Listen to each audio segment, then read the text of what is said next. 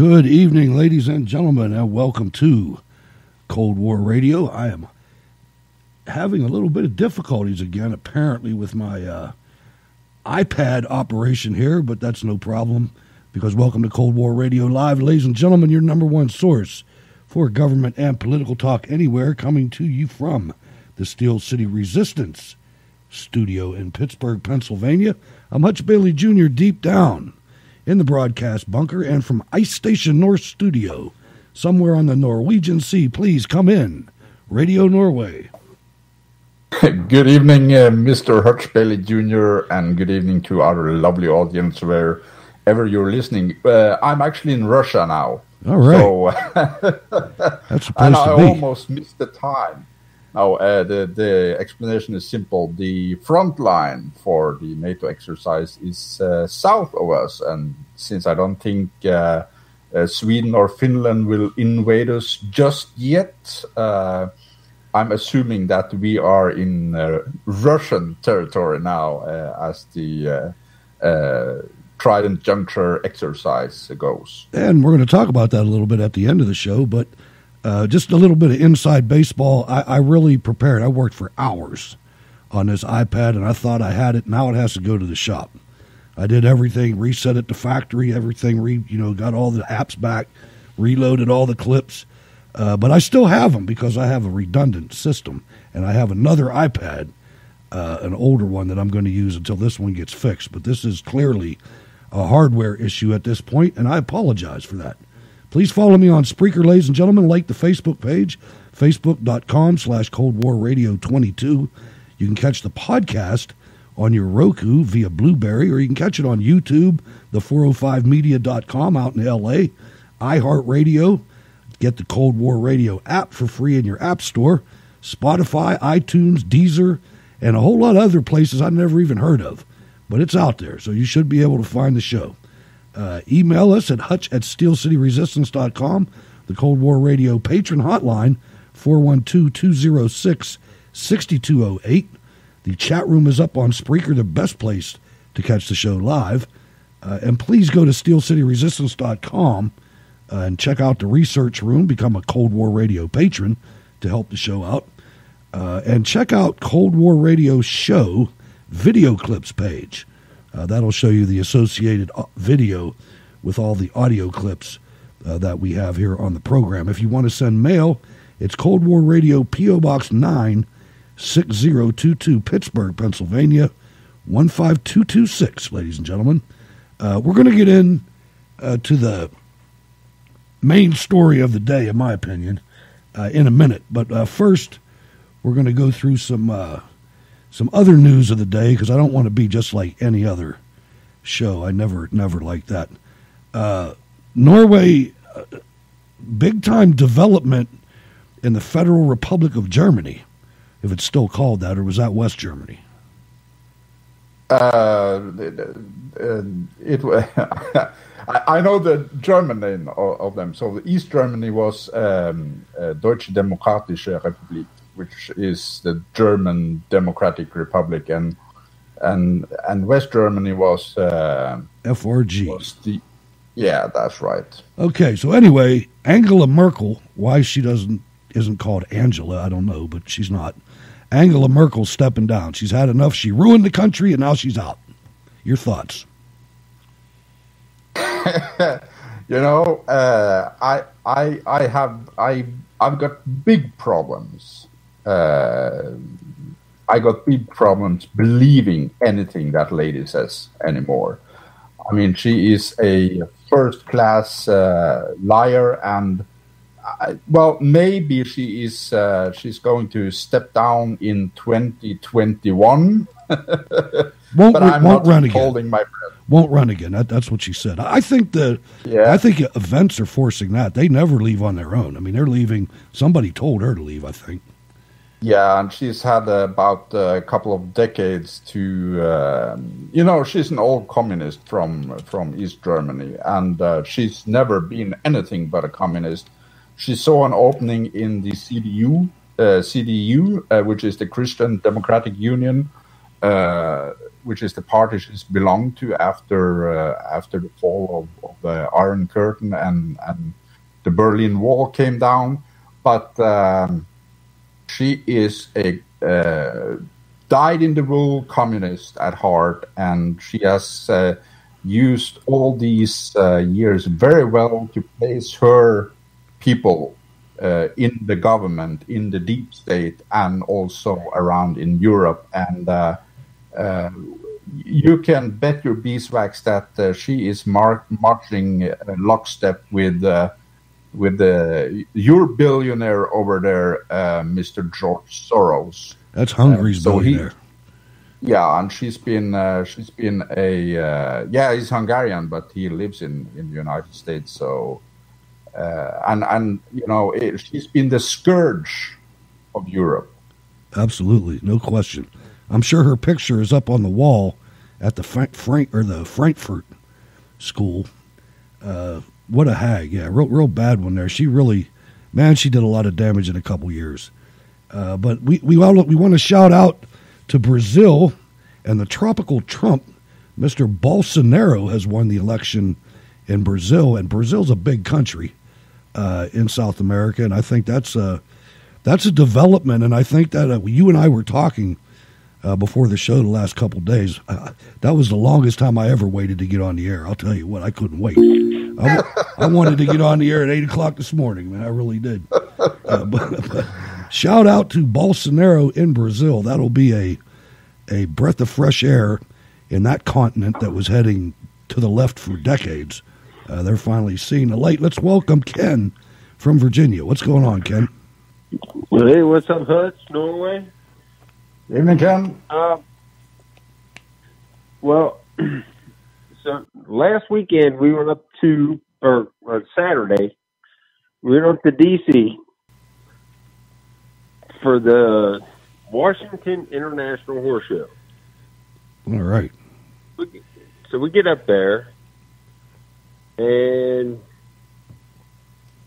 I was like, okay, well, we're going up here. Let's roll up early, so because I've always wanted to go to the Holocaust Museum, even though it's a very morbid place. But I believe everybody that lives in the United States of America should take 3 hours out of their day on some weekend and walk through this place. I'd love to go. I would. It's morbid as hell, Hutch. Yes, it was. But you will learn an enormous amount of just history. And, between Goebbels and Hitler and But the craziest thing, while we're walking from our hotel down to the museum, there's a guy that's always sitting on the corner. He's got a little bit more melanoma in his skin than I do. But this guy is calling me out that all white people hate black people just because I'm walking past him.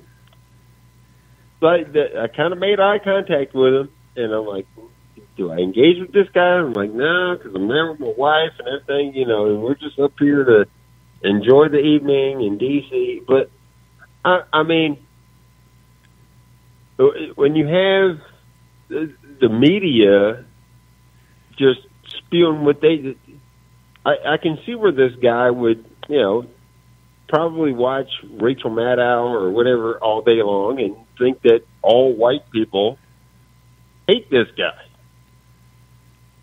And I'm like, this guy, I don't know this guy. Have you ever been outside of the D.C. ruling class area in D.C.? Oh, I live outside that area. I'm talking about the area that's still called D.C., but it's not where the capital is. It's not near Georgetown. It's the biggest ghetto in the country. It's horrible. I'm sure you've driven through that whole area down there is just it's crazy. Yeah. So when you're exposed to that kind of thing all the time, and you know, it beggars belief that that this happens on your trip to the Holocaust Museum, because this is but you know, if you read history, this is the red thread that is running through history so clearly. It screams in your face. If you look at the history of the Democratic Party and their Jim Crow laws, their racial laws, they were copied by the Nazis in Germany. The Nazis added the Jews to the mix, but they were copied by the Nazis in Germany, and they became the infamous Nuremberg laws. Yes, they did. He's right. They met together with all of the top Nazi lawyers, and they studied the Jim Crow laws, and they just found and replaced. You know, they found black and replaced it with Jew. And who started the Holocaust against the Jews? It was the Nazis. Right. The Nazis that based their laws on the Democrats' laws. So true. All right. And Norway is so correct that all this guy has to do is take a 10-minute walk down across the mall, and he would learn all this history instead of spewing the hatred that he is just outside of the Verizon Center now, or the Capital One Arena. I mean, this guy's like a block away. Yeah, but here's another point. This guy is a slave on a plantation. This guy is a slave on a Democrat plantation in 2018. When the Democrats decided to use inner city poverty to garner their support, to garner their votes, that's what they did. And this guy is a slave on a Democrat plantation in 2018. No question. Ken, thanks for calling. We got a lot to get to. I gotta cut this short. Okay. Thank you. Call again, please. Call, Ken. Thanks. All right, that's Ken from King George, one of our earliest listeners, and I've actually met him in person. Great guy. Thank you for calling. Not trying to rush you, but we're burning through the time here like we always do. I want to talk about something. Now they updated it today. Before today and yesterday is when I posted this in the show notes, and my post was, the Pentagon is not serious about stopping the caravan. And when I wrote that, my information was 800 support troops were going to the border. And if you look at the hordes that are coming north, 800 people would get run over in 10 seconds.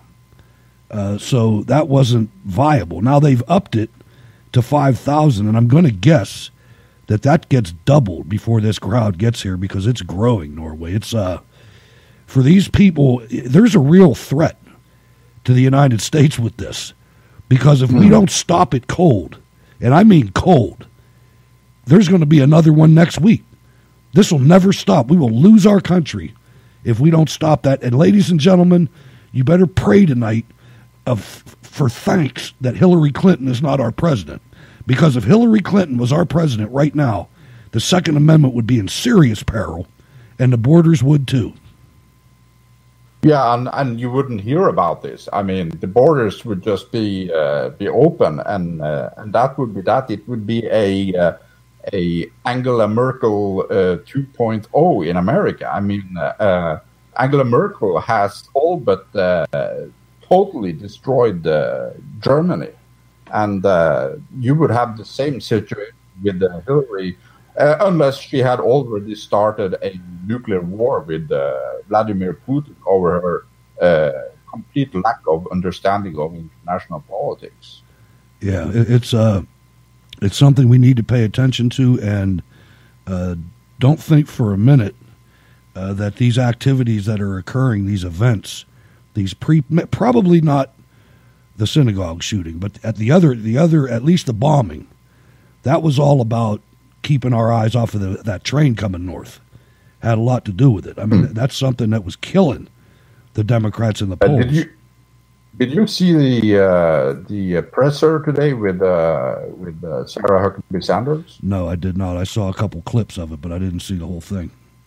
It was, I must say, it was really moving because she was actually brought to tears by the leftist media and how they have treated Trump.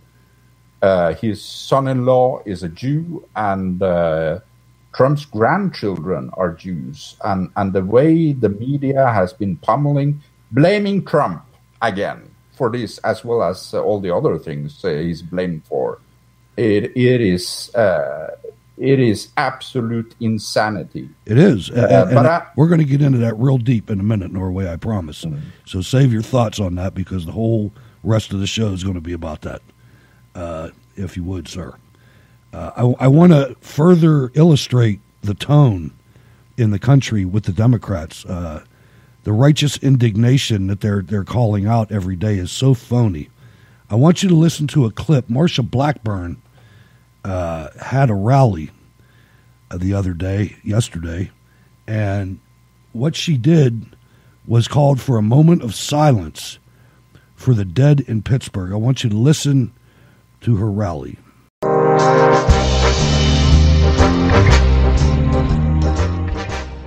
Too far today, let's take a moment and remember those that lost their lives in Pittsburgh and express our gratitude for the law enforcement who responded so beautifully. A moment of silence. Marsha Blackburn is a white supremacist.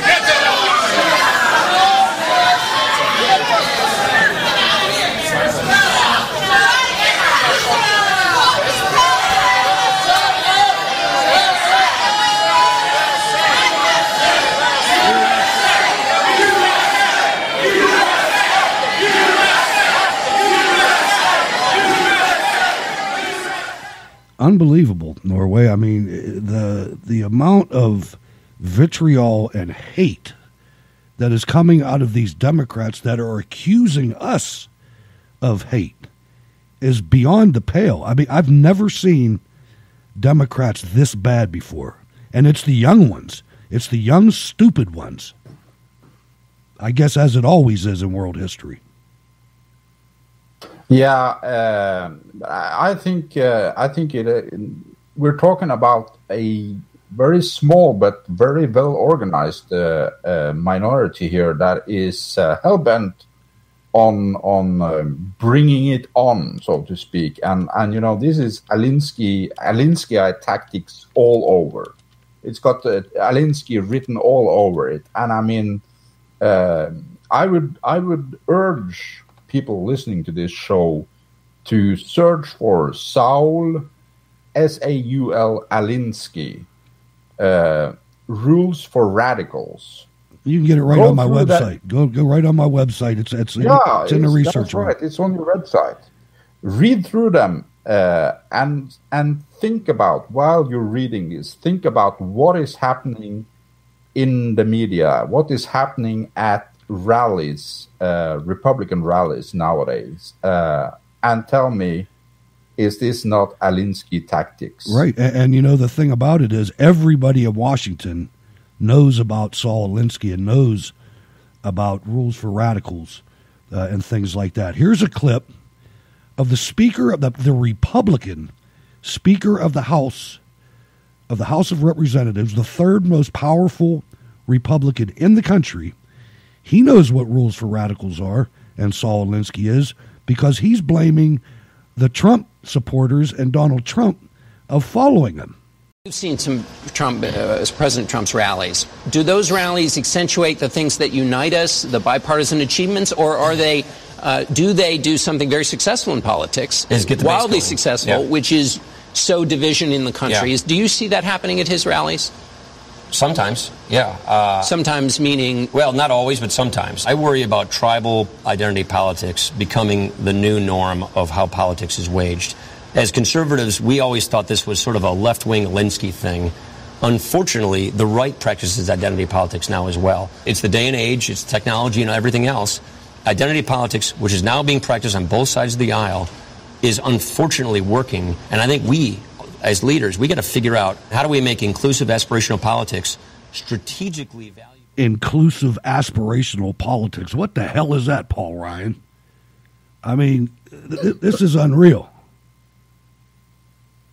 To hear him accuse Trump and Trump supporters and Republicans of using tribal politics, I don't remember us calling out groups of people. Do you? No, absolutely not. And I mean, this is he isn't even on the target. I mean, this is a complete miss. It's a complete miss. All Trump has done is to say that whites are no more, but also no less worth than other people. I mean, America is one nation, right? And Trump has held up the Constitution of the United States as the prime example of how this nation should unite.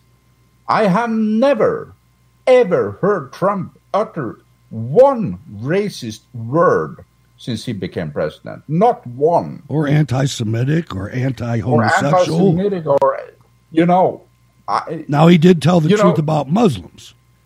And we're going to talk about that real soon. But Muslims, it's not a race. That's an ideology. True. But, I mean, this is all groups. You know how Alinsky is. You isolate them. And Yeah, sure. So anyway, Lindsey Graham's really feeling his oats, man. Lindsey Graham was at a rally or a town hall, it looks like. Let's listen to Big Bad Lindsey.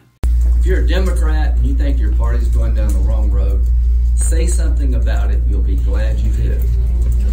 If you're the radical left who's trying to destroy the country, you can kiss my ass.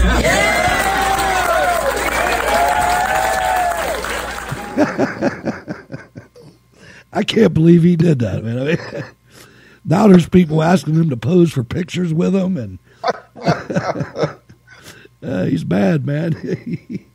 This guy, he is an old political operator, and he knows exactly what time it is of the day. I mean, he's got that down to a T. He knows that the movement we're seeing now, it is unstoppable, and it will keep moving until all the anti-American globalists have been kicked out of office once and for all. I mean, Twitter's not doing too good. You see what they did to Gab. But there's a football coach out there, a college football coach, Oklahoma State. His name's Mike Gundy. And he was at a press conference after a game, and, well, let's listen to what he thinks of Twitter. Criticism where? From where? Outside. Noise. From where? Twitter, radio. Yeah. Oh, I'd give a rat's ass about Twitter. It's a platform for people that are sitting home drawing an unemployment check, sitting in front of a keyboard.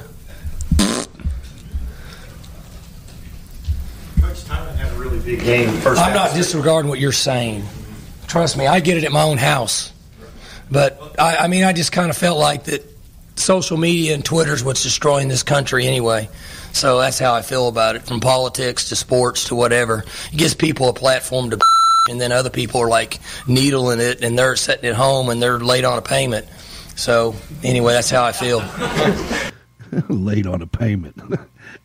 He has a point. The man has a point. Social media is not helping matters.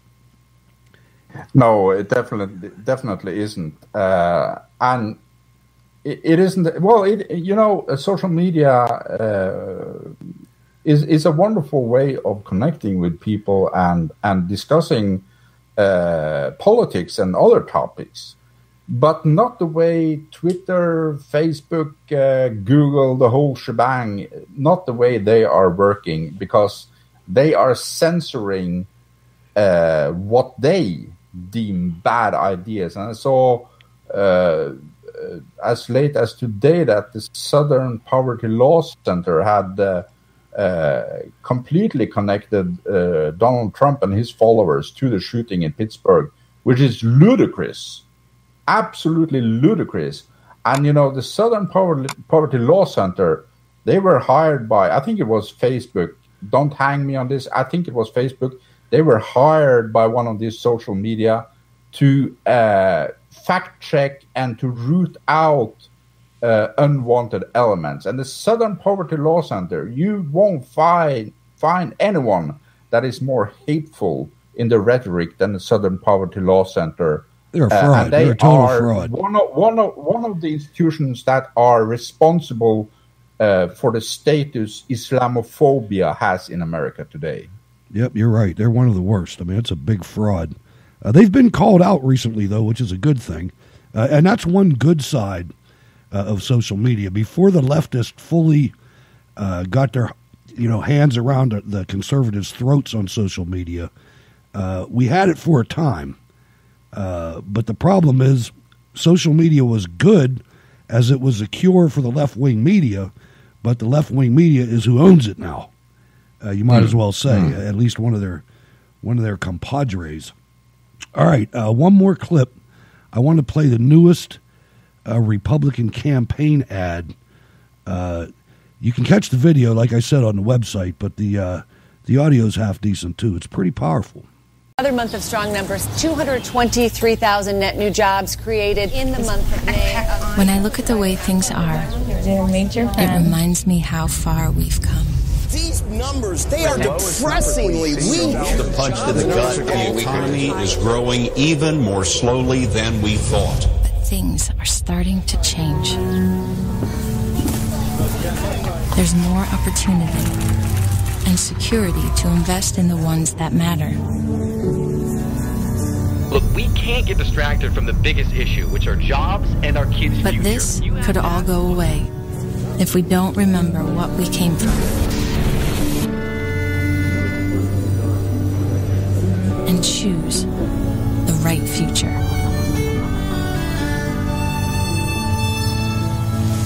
Because the future worth fighting for is not guaranteed.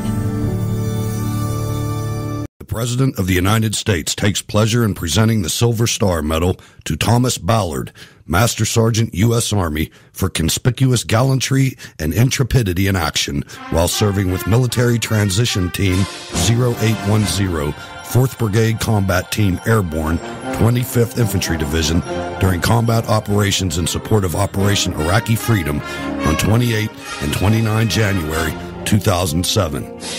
On that date, Iraqi soldiers of the 1st Brigade, 8th Iraqi Army Division were killed in action against enemy insurgents, and their brigade commander reported that he was taking fire and needed help.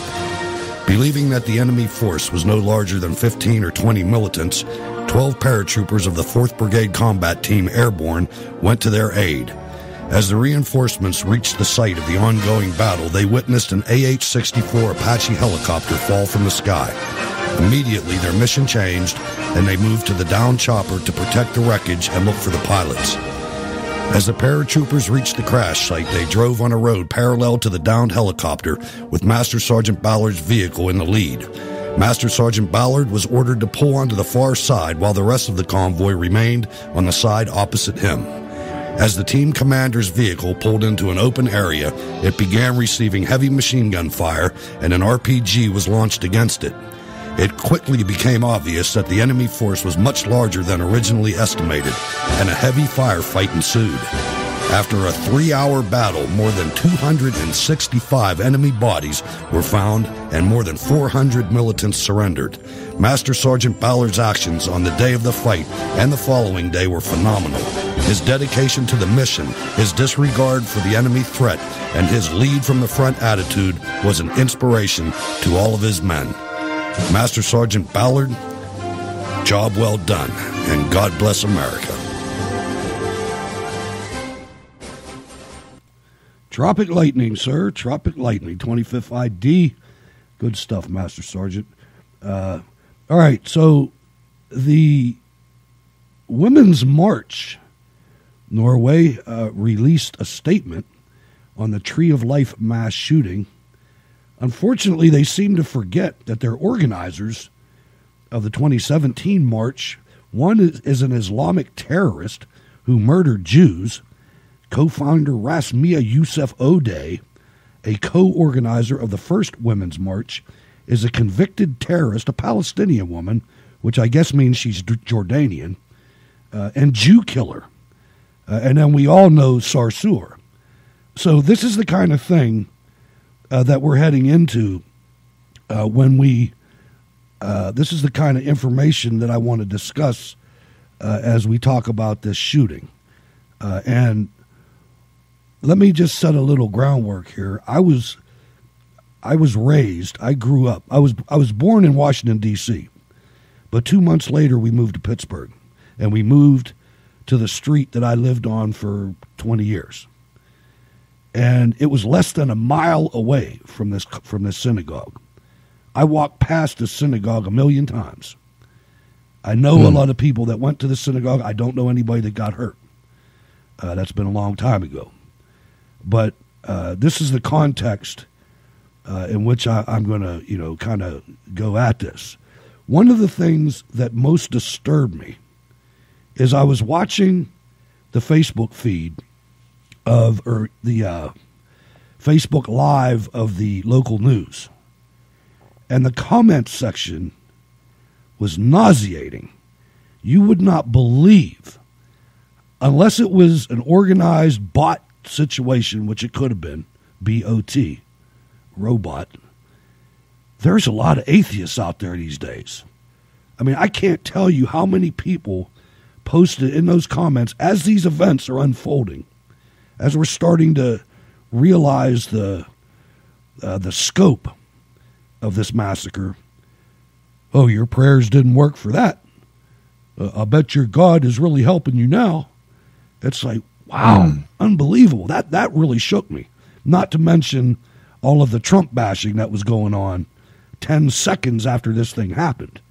I mean, it used to be, at least in my city, and I think not just here, it used to be that tragedy was responded to with unity by good people. Political parties didn't come into it. And that should have been the case with this. But it really wasn't. I mean, it was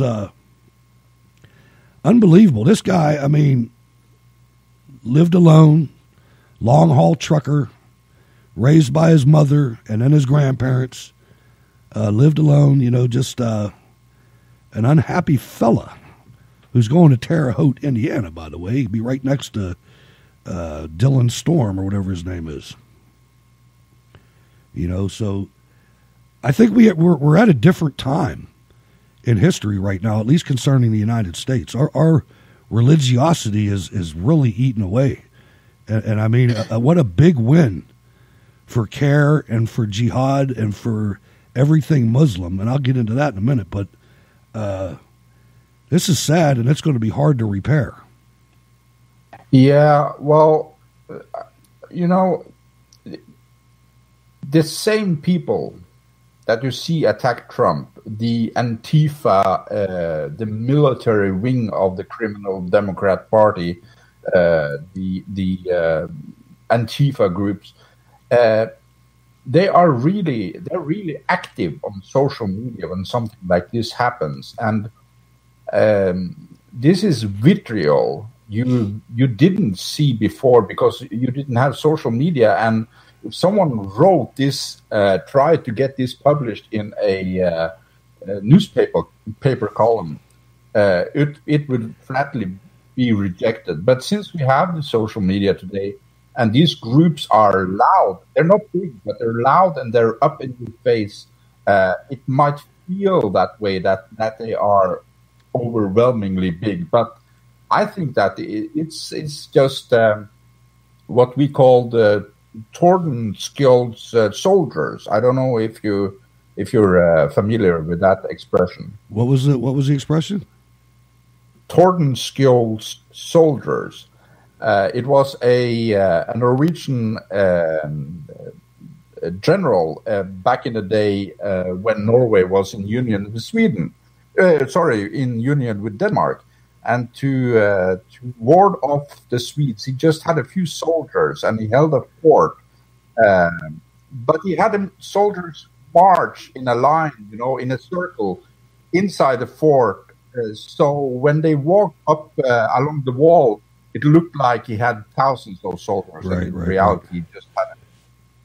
So I think that this is just this is a tactic from the left. They are loud, they're up in your face, and they seem to be everywhere.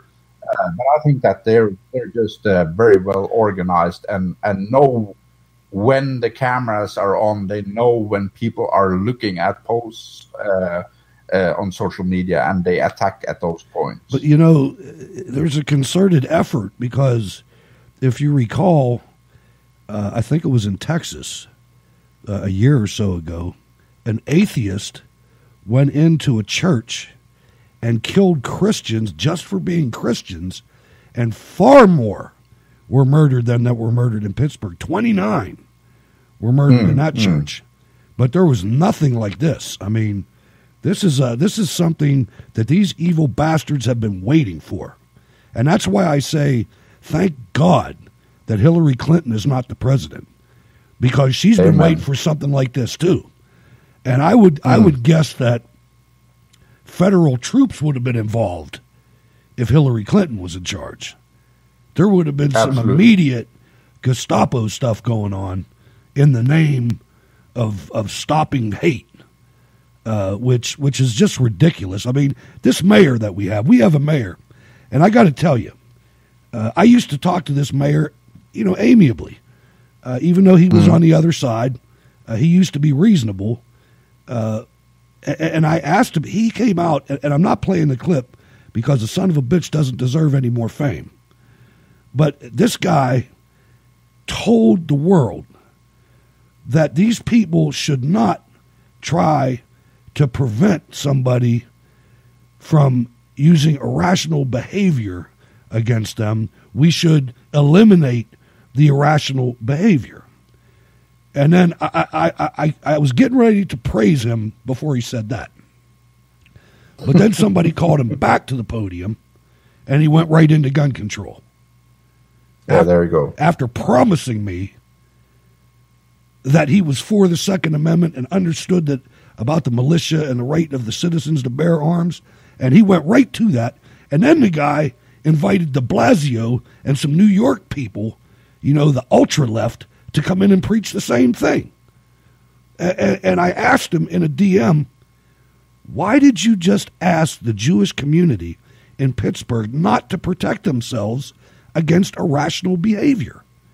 And he didn't get back with me.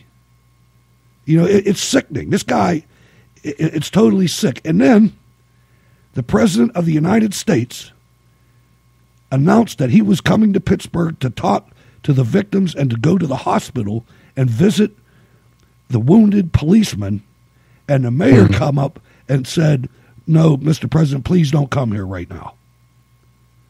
And I'm thinking, this is, do they want war or what? They do. Well, they better watch it. Yeah, I mean, that's the short answer. I mean, all it would take to cripple this city and any other liberal city is for the Teamsters to stand up.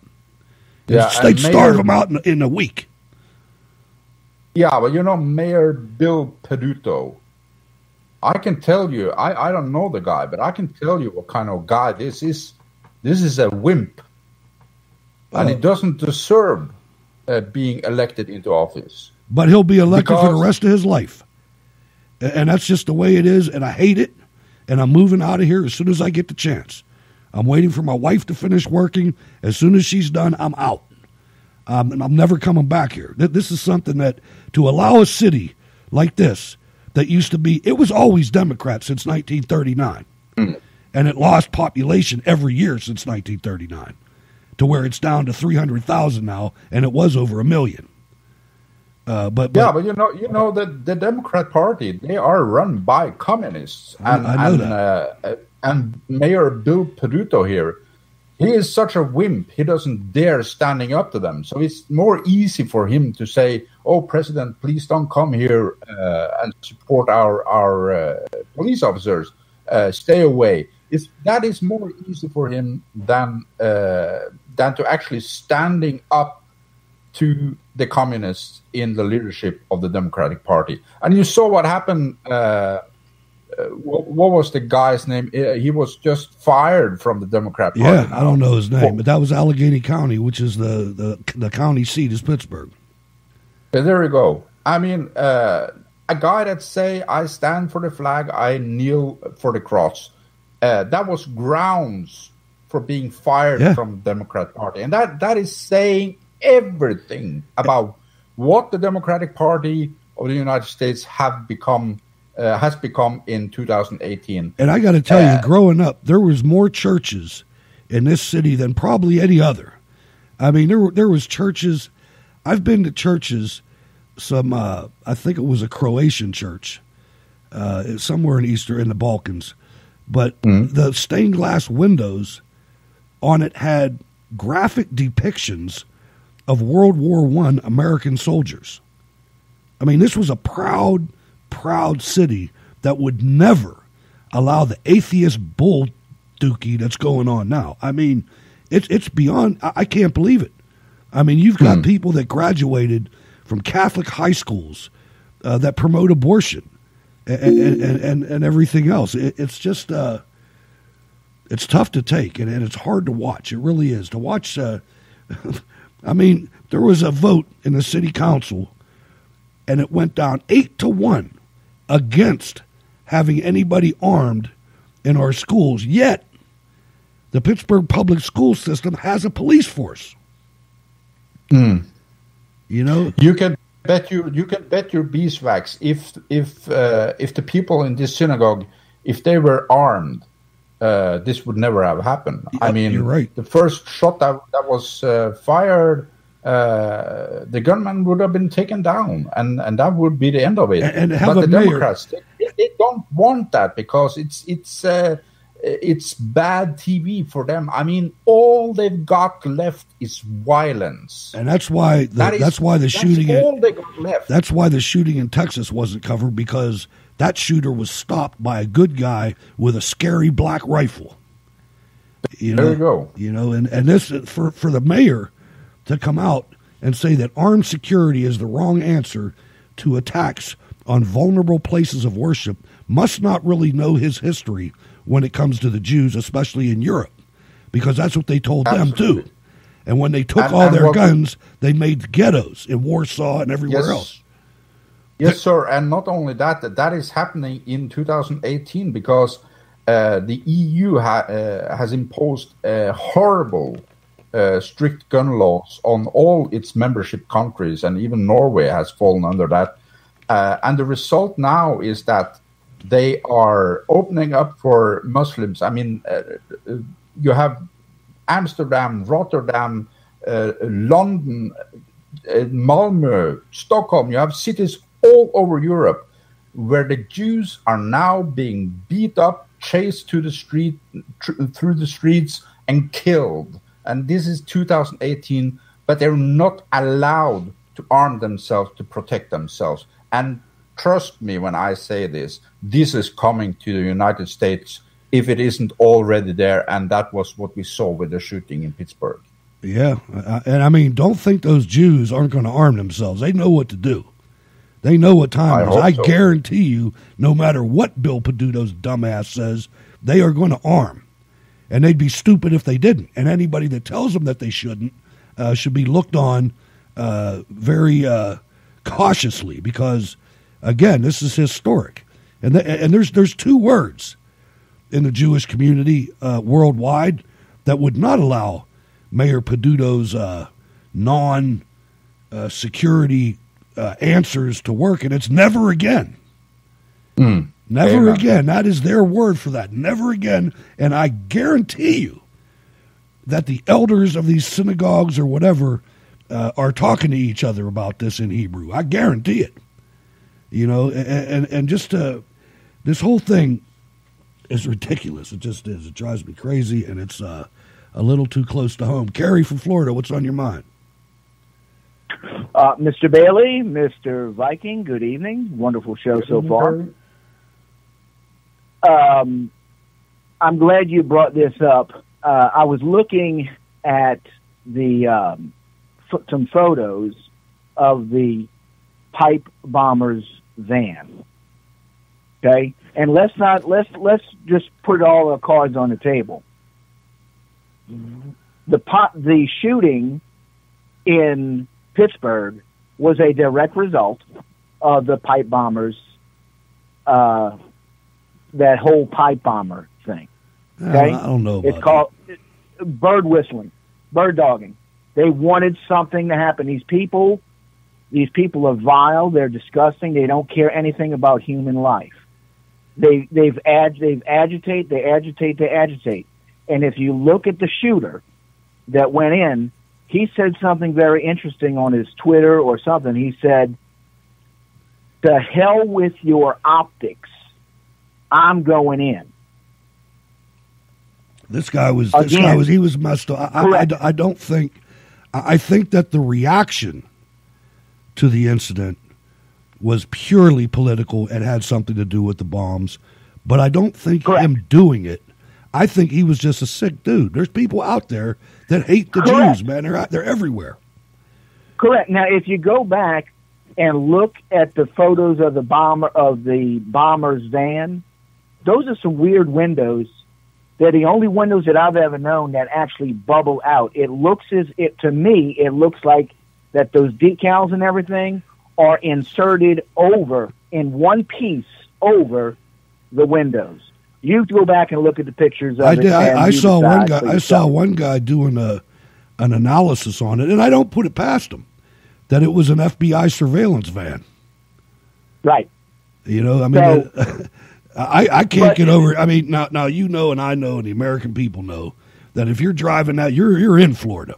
If you're driving that van through Miami-Dade County, it's going to last about 10 seconds. You're dead. Right. Look, if they're knocking people, if there are people getting attacked for wearing a baseball cap, you're going to tell me that guy drove around in Brevard County or Miami or Dade County, Florida? Broward County. I'm sorry, Broward County.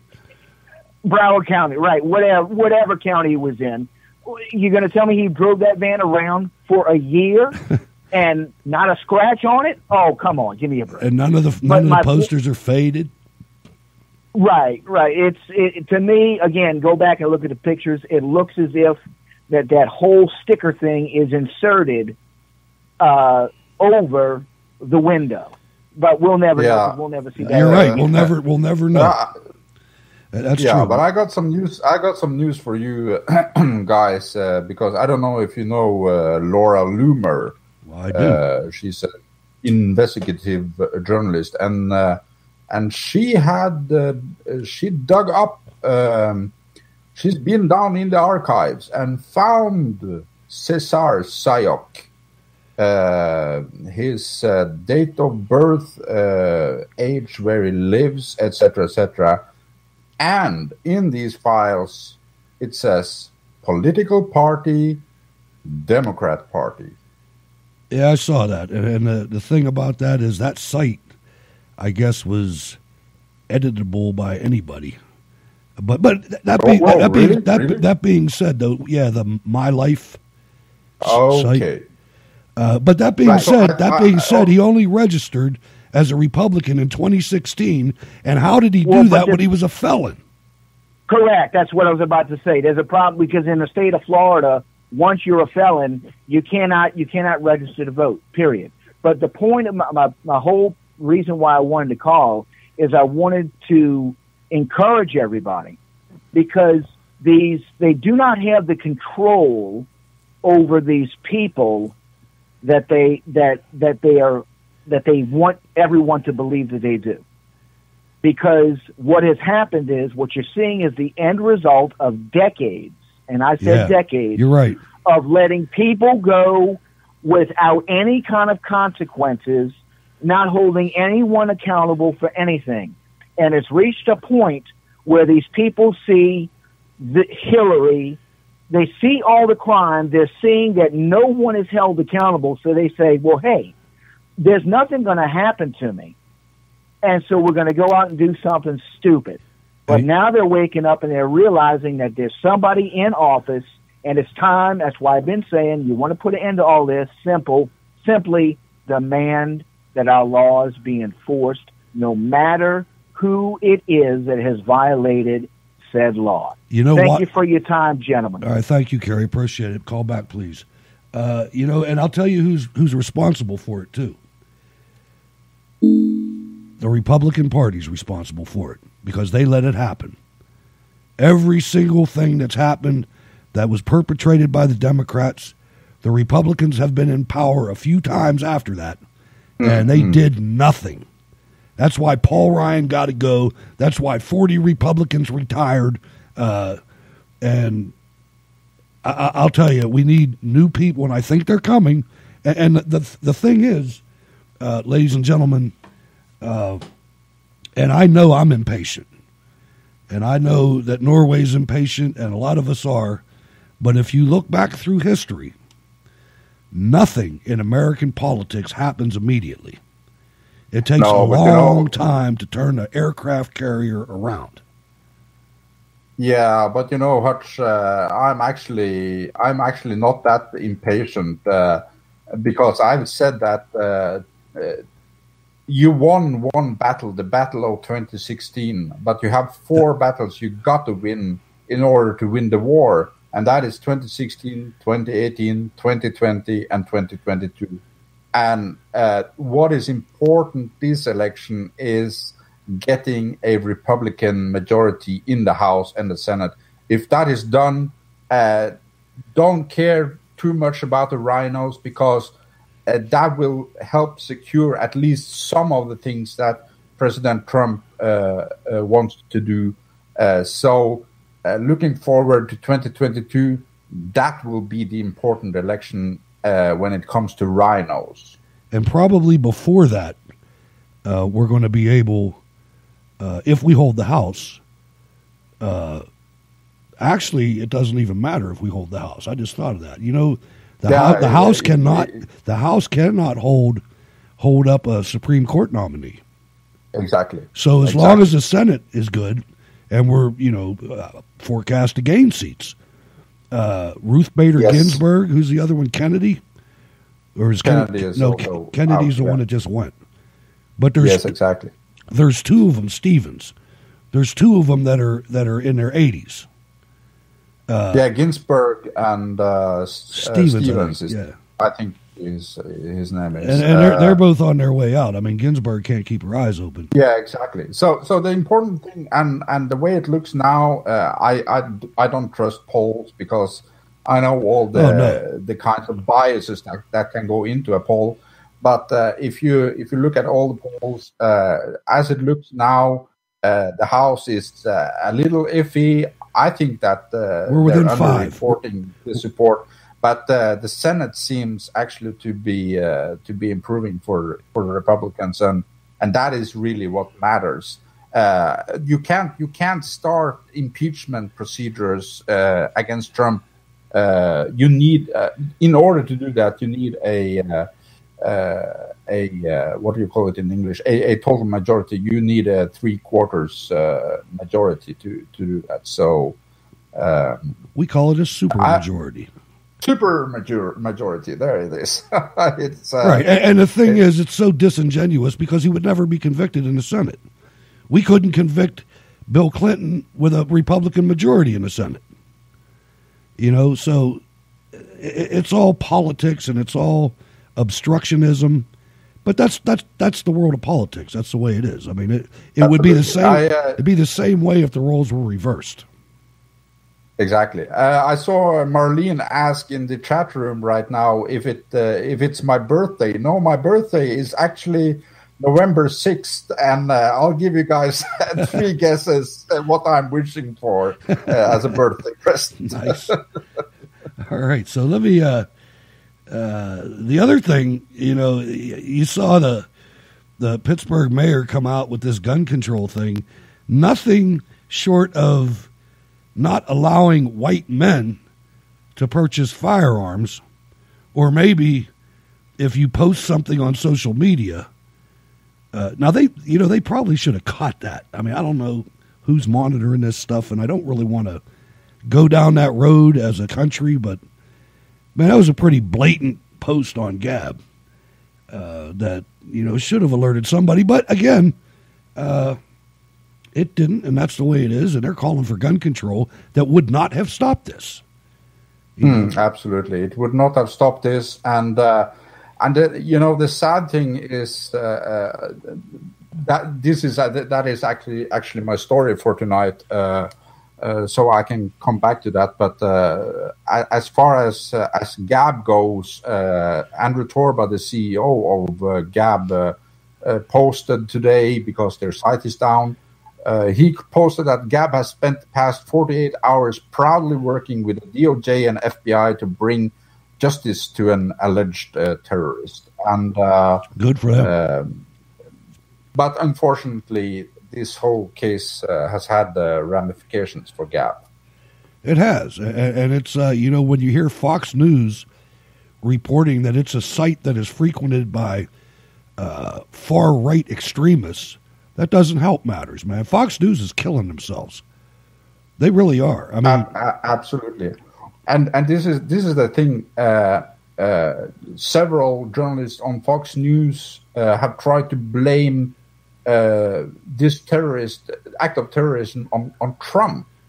Yeah, Chef Smith. I mean, we played it. We played it on Friday. Yeah, exactly. And it is equally insane to say that Gab was the cause of this act of terrorism, and so to shut down Gab because they are a free speech platform. I mean, it's absolutely ludicrous, and the left is taking advantage of every opportunity to shut down free speech platforms, free speech forums, and they've done that again. And the crazy thing is that the right let them do that.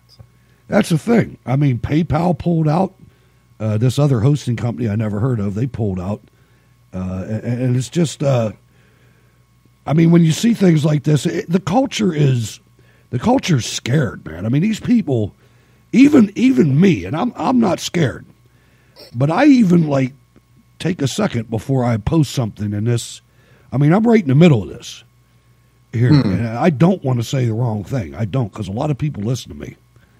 And I decided today, this afternoon, that the hell with it, man. I'm fighting. They are fighting against my president. They're fighting against my 33 years in the U.S. Army and everything else.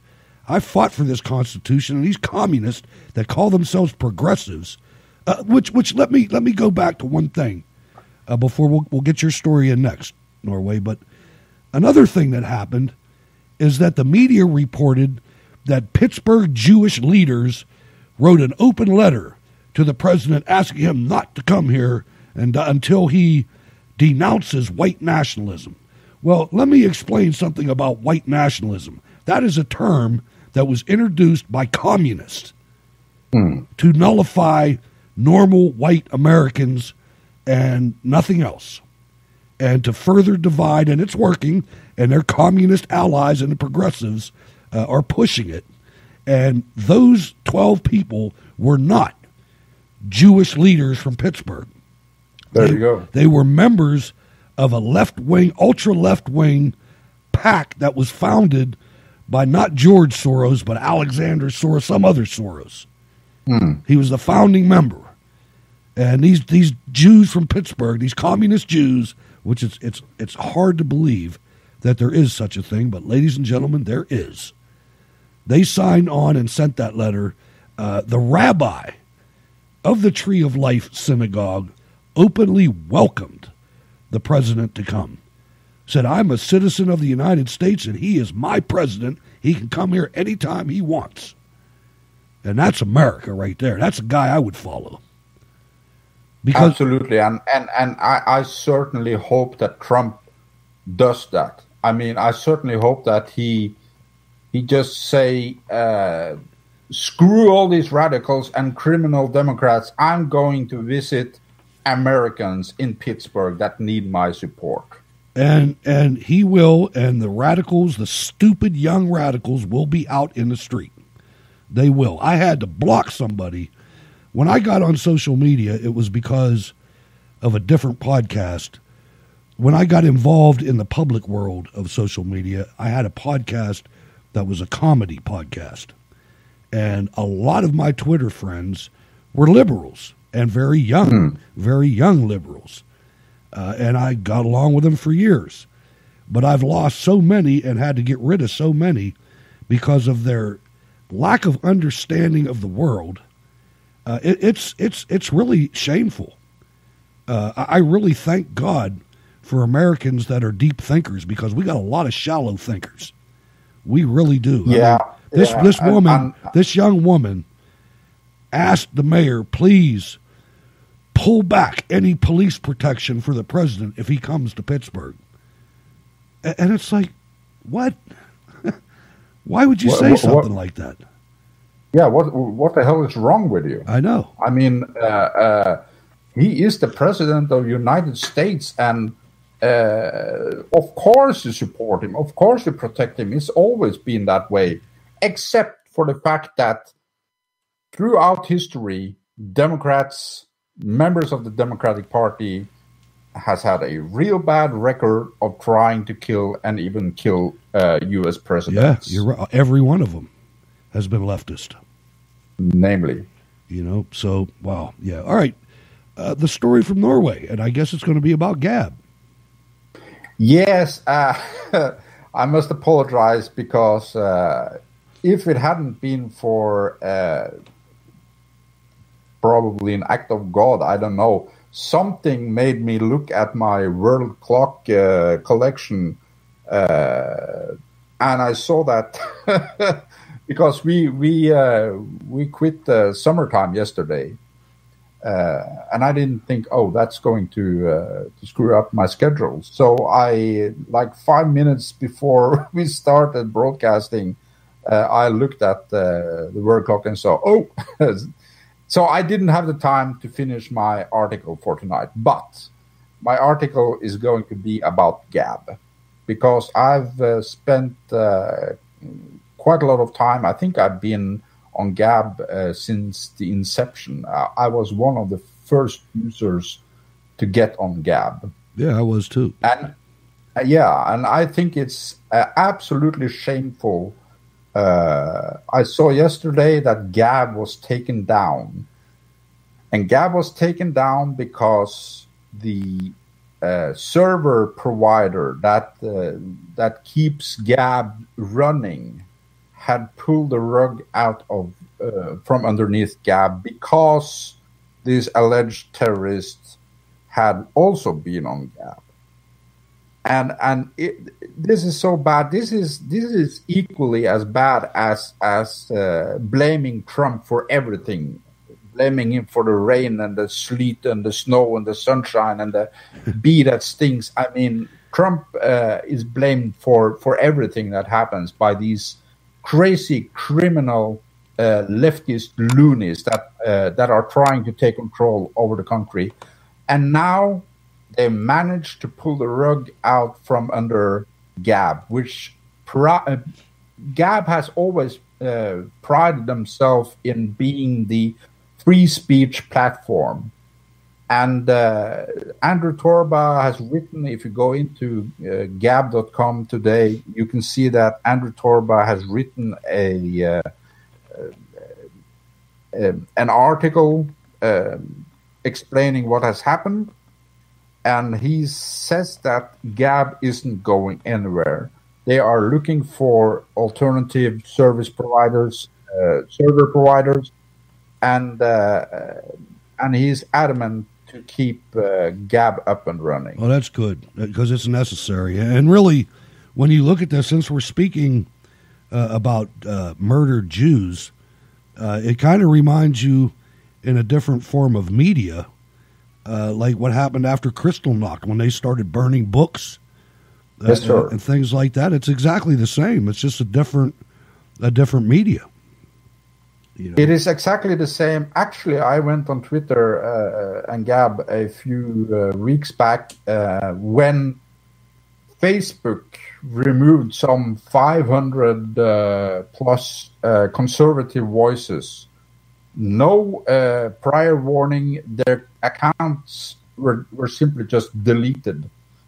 And I mean, this is, what we're witnessing here now is the criminal Democrats, the one party that inspired the Nazis and their racial laws.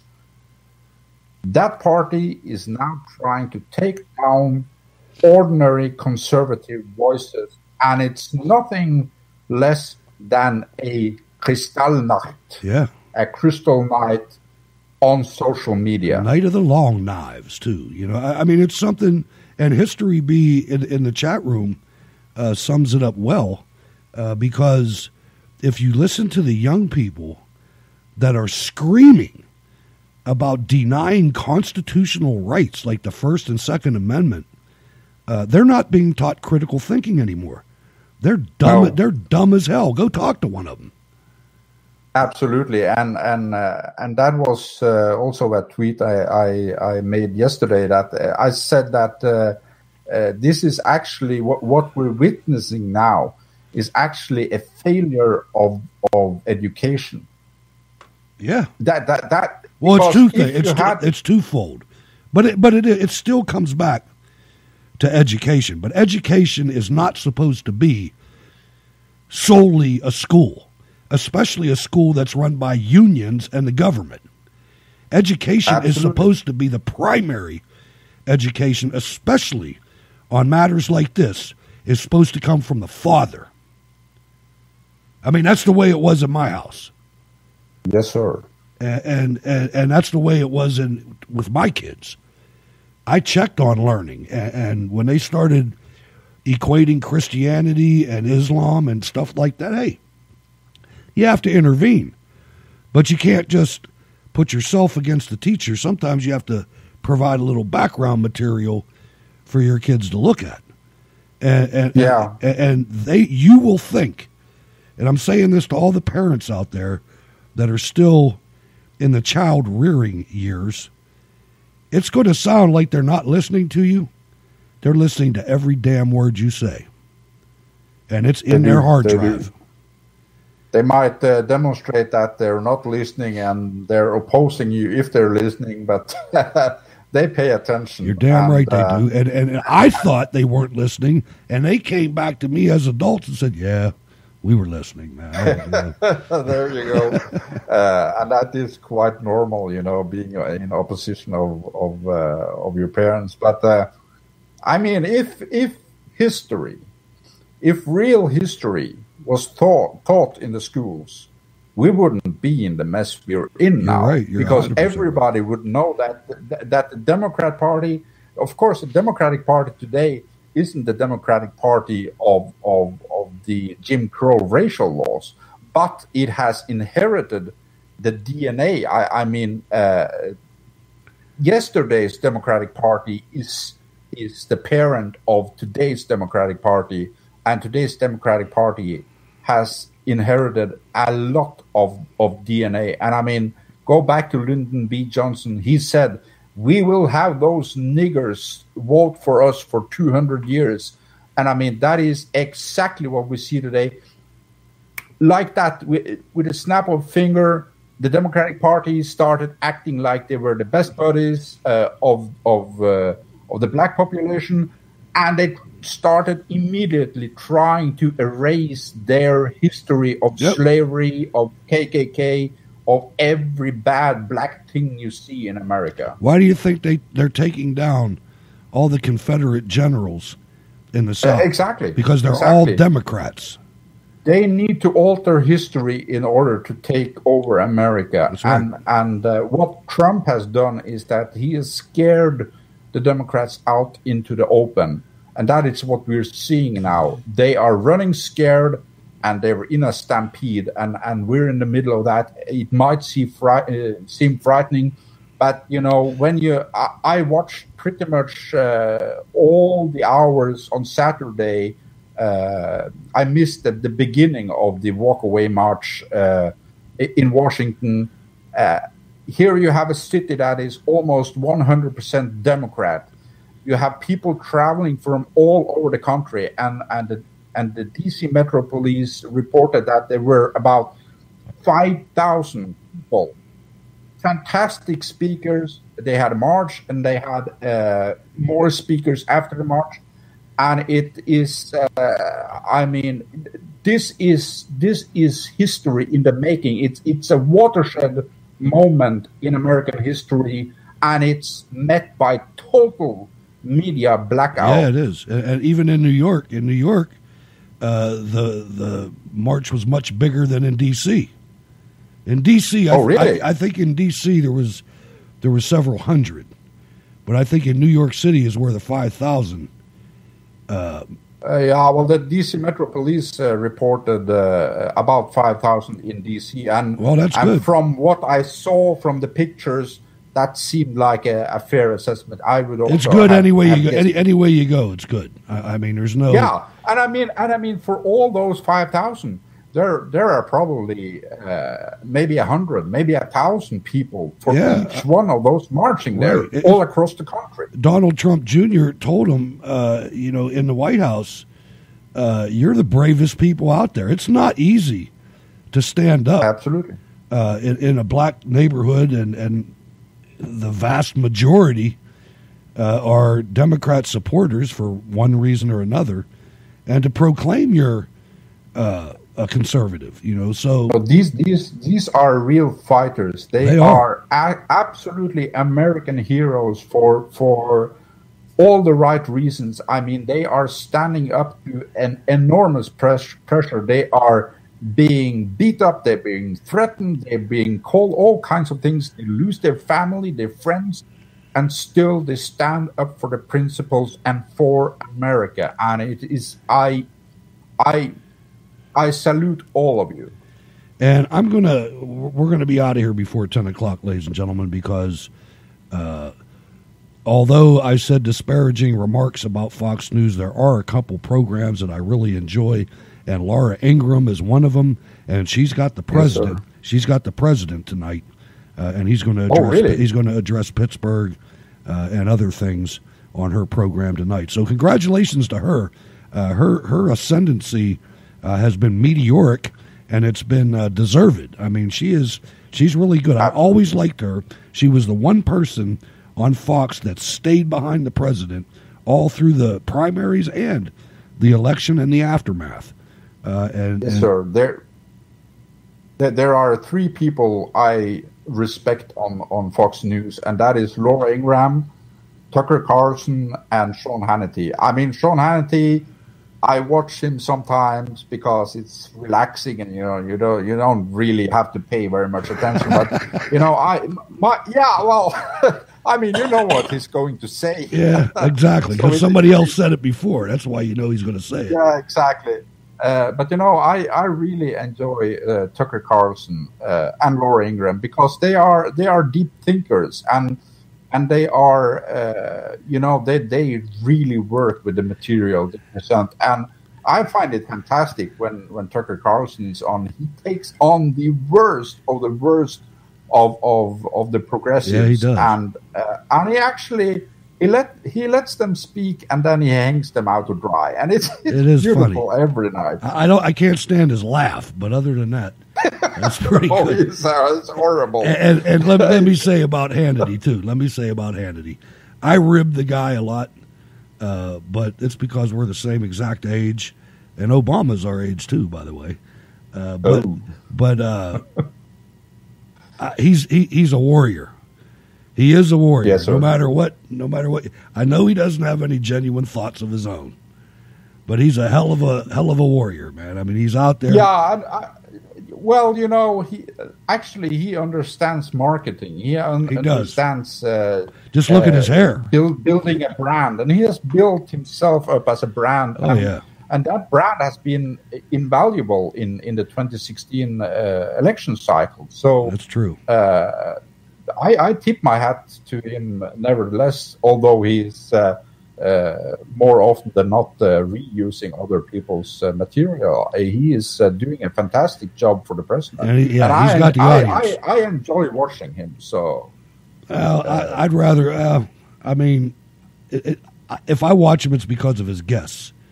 But there you go. I'm a guy I'm a Rush Limbaugh guy, and he never ceases to amaze me because he comes up with new stuff every day, and just broadens the horizon of knowledge. But anyway, okay. Yes. Let me get to our last story, and I'm going to try to leave everybody with a smile tonight, Norway, even you, because it's your area, and you're affected by the NATO training exercise.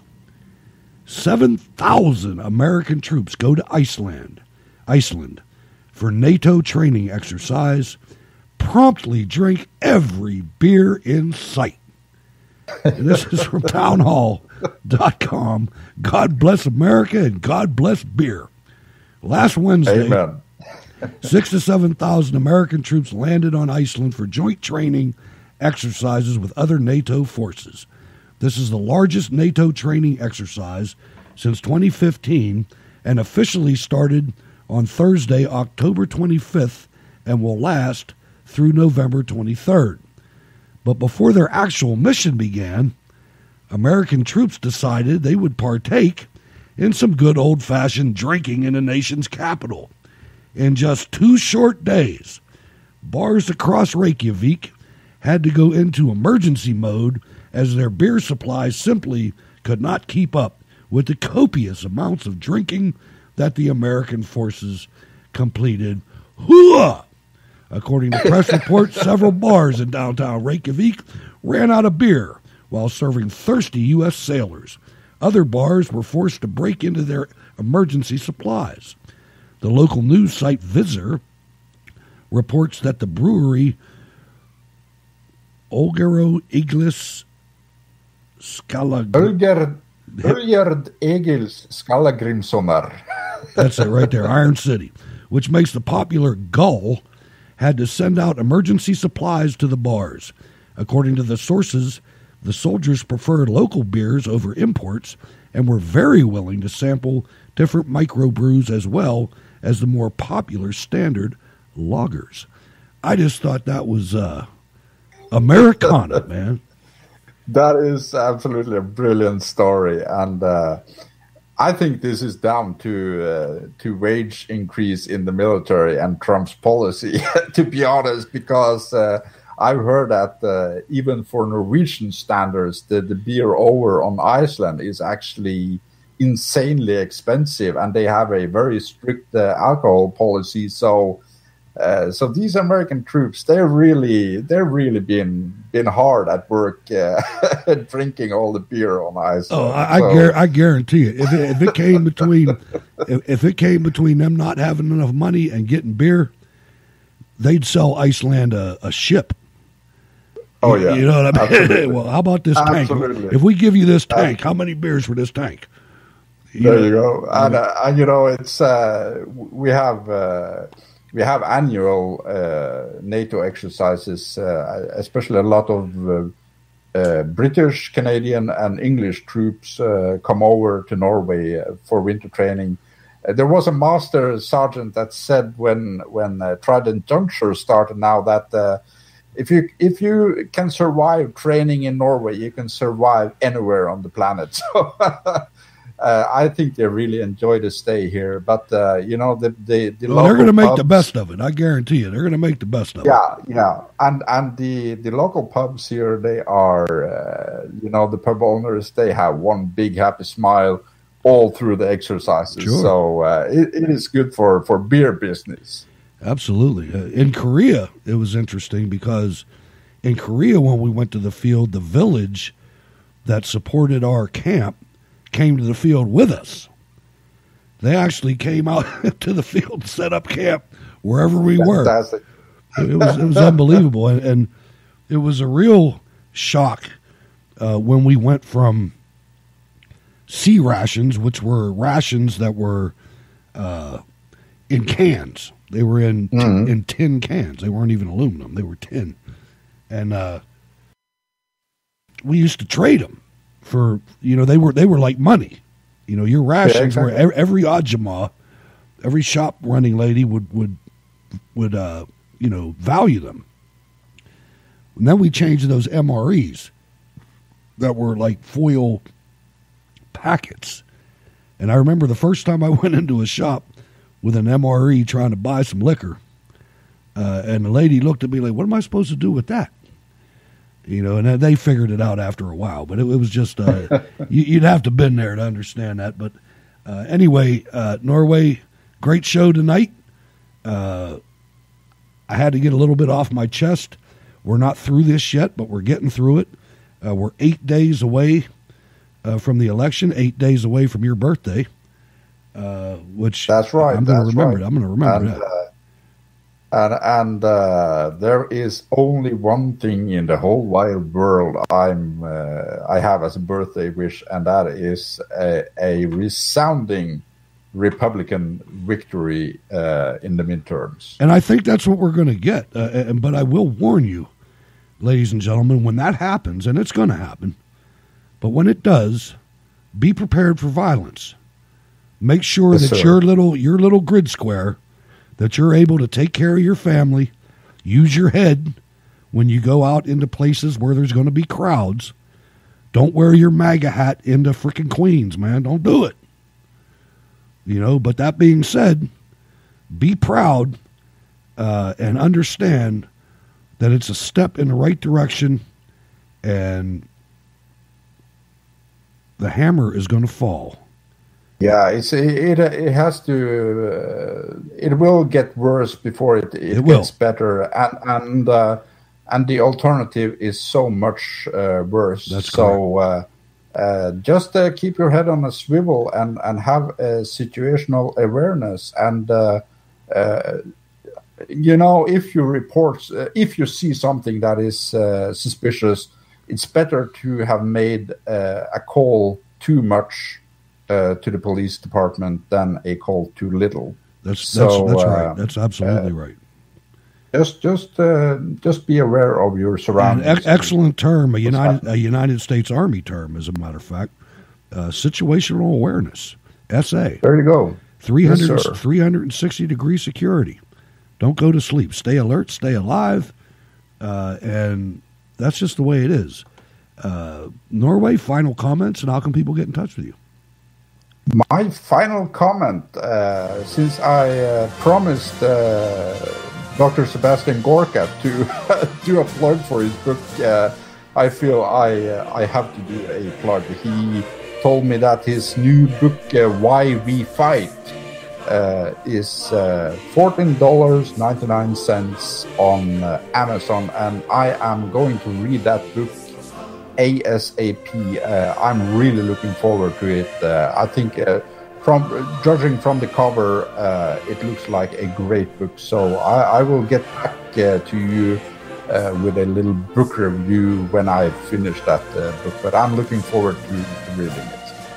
I am at Norway for Trump on Twitter, but not on Gab, because Gab has been taken down by the criminal Democrats. We'll get that and fixed. Their cronies.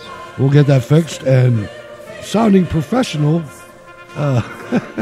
what's playing in the background, even though you can't hear it? I am guessing it is Sons of Norway, or Sønner av Norge, our first national anthem of Norway before we got Ja, vi elsker or Yes, we love. But Sons of Norway, fantastic, patriotic, nationalistic piece of beautiful music. It's been an absolute pleasure doing this hastily put together Monday night show with you, Hutch, and I'm looking forward to joining you on Friday with Jack and History B, but of course Jack is on Wednesday. That's right. So we're here on the Monday Sentinel, and ladies and gentlemen, I'm Hutch Bailey Jr. On any platform that's left. I want to thank you for letting us into your life for about an hour and a half, and thanks to the people listening live on Spreaker. We love you the most, but we love everybody else too, because there's a lot of people that can't be here, and download the podcast, and we love you too. Anyway, that's it. We'll be back on Wednesday with a new iPad, an old iPad. This one's going in the shop. And we will be in the God's Country studio. So it may be challenging, but we're going to do it anyway. God bless, ladies and gentlemen. Good show.